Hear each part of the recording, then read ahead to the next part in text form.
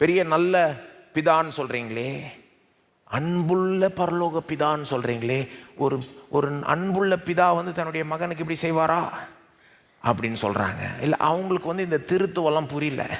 சரி, நாங்கள் நம்புகிற தேவன் பிதா, குமாரன், பரிசுத்த ஆவியானவர். இவங்க எப்படின்னா 3 நபராக இருந்தாலும் ஒரே தெய்வம். ஆகவே எப்படி பிதா குமாரனுக்கு இப்படி செஞ்சாருன்னு உண்மையிலே புரிஞ்சவங்க சொல்ல மாட்டாங்க. ஏன்னா அது எப்படின்னா தேவனுக்கே செஞ்ச மாதிரி தான் அது. எப்படி தேவனுக்கே செஞ்ச மாதிரி.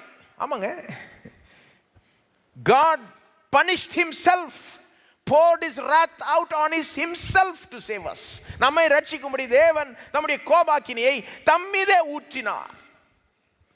பிதா குமாரனை எப்படி இப்படி செஞ்சாரு, பாவம் குமாரன் அவர் கையில் அவஸ்தைப்பட்டாரு அப்படின்னு சொல்றது தப்பு. ஏன்னா முன்னாலேயே பிதா, குமாரன், பரிசுத்த ஆவியானவர்லாம் திட்டம் போட்டு சேர்ந்து வேலை செஞ்சு தான் நம்மளை ரெஸ்கியூ பண்ணுறாங்க. ரெஸ்கியூ பண்ணுறதெல்லாம் பார்த்துருக்கீங்களா? நிறைய பேர் சேர்ந்து செய்வாங்க. இப்போ கூட சமீபத்தில் அமெரிக்காவில் இந்த காட்டு தீனால ரொம்ப அது பரவி நிறைய பேர் வீடெல்லாம் போயிடுச்சு, எல்லாம் நடந்தது பாருங்க. இப்போ அதில் ரெஸ்கியூ பண்ணுறப்பெல்லாம் ஹெலிகாப்டர் வருவாங்க. ஒருத்தர் மேலேருந்து பார்த்து ஒரு பிளான் போடுவாரா, இப்படி தான் பண்ண போகிறோம். அப்புறம் பிளான் மேலேருந்து பார்த்து பிளான் பண்ணுற ஒருத்தர், அப்புறம் கயிறை போடுவாங்க, கீழே வர்ற இன்னொருத்தர். இப்போ எல்லாம் சேர்ந்து தானே பண்ணுறாங்க. அதை பார்த்து நம்ம என்னன்னு சொல்ல மாட்டோம். பாரு, அவன் மேலே இருக்கிறவன் பாரு, கீழே இருக்கிறவன் என்ன அவஸ்தைப்படுத்தினா பற்றியா, அவன் போகாமல் இவன் அனுப்பினா பற்றியா, தீக்குள்ளே போகட்டான் பற்றியா அப்படின்னு நான் சொல்லுவோம். கிடையாது. எல்லாருக்கும் அவங்கவுங்க ரோலில் செயல்படுகிறார்கள். எல்லாம் சேர்ந்து செயல்படுகிறார்கள், ஒரு மனதோடு செயல்படுகிறார்கள். அவன் மேலே இருக்கிறவன் பிளான் பண்ணுறவன் ஒருத்தன், கீழே வரவன் இன்னொருத்தன், அந்த கயிறும் இருக்குது. அது ஒரு நல்ல உதாரணம்னு நினைக்கிறேன், ஏதோ ஒரு சுமாரான உதாரணம். ஏன்னா எல்லாத்தையும் பார்த்து திட்டம் பண்ணுகிற ஒரு பிதா நம்மை கீழே அக்கினி சூழலில் விழுந்து நம்மை ரட்சித்தது இயேசு.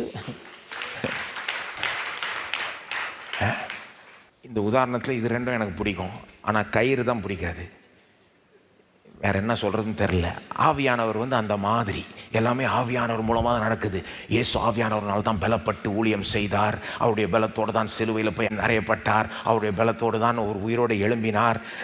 ஆவியானவருடைய உதவினால தான் நாம் ரட்சிக்கப்படுகிறோம். நாம் பாவம் மன்னிப்பையும் ஆசீர்வாதத்தையும் பெறுகிறோம். நாம் வாழ்க்கையில் முன்னேறுகிறோம். அப்போ ஒரு விதத்தில் பார்க்க போனீங்கன்னா அந்த கயிறு போல.